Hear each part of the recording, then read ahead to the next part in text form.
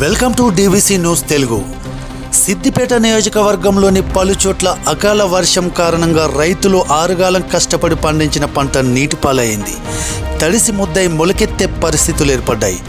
వివిధ మండలాలలోని మార్కెట్ యార్డ్లో కానీ ఐకేపీ సెంటర్లో కానీ వడ్లు ఎక్కడికక్కడ తడిసిపోయి రైతు కళ్ళల్లో కన్నీళ్లే మిగిలాయి.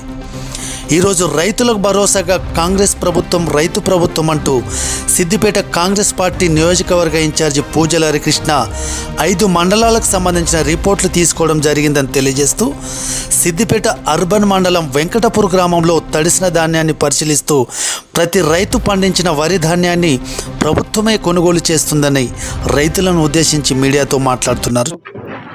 సిద్దిపేట నియోజకవర్గంలోని సిద్దిపేట రూరల్ మండలంలో గల వెంకటాపూర్ గ్రామంలో నిన్న అకాల వర్షం కారణంగా వడగళ్ల వాన ఎదురుగాలులు విపరీతంగా రావడం వల్ల ఈరోజు ఐకేపీ సెంటర్లలో ఈరోజు ఎంతోమంది ఒడ్లు నానబోసుకుంటే ఆ ఒడ్లన్నీ నిన్న కురిసిన వర్షానికి తడి ముద్దలైనాయి.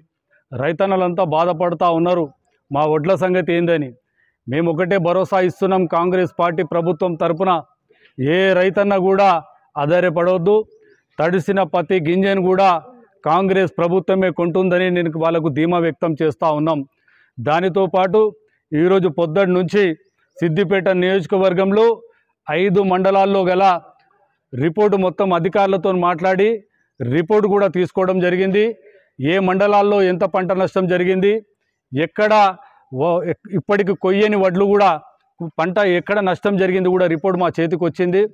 ఖచ్చితంగా మేము అధికారులతో సమన్వయం చేసుకుంటూ వెంటనే రిపోర్ట్ తెప్పించుకుంటూ పొద్దుటి నుంచి కలెక్టర్ గారితో కూడా మేము మాట్లాడడం జరిగింది, డిఆర్డీఓ గారితో మాట్లాడడం జరిగింది, డిసిఎస్ఓ మేడం గారితో మాట్లాడింది, అగ్రికల్చర్ ఆఫీసర్లతో కూడా మాట్లాడడం జరిగింది.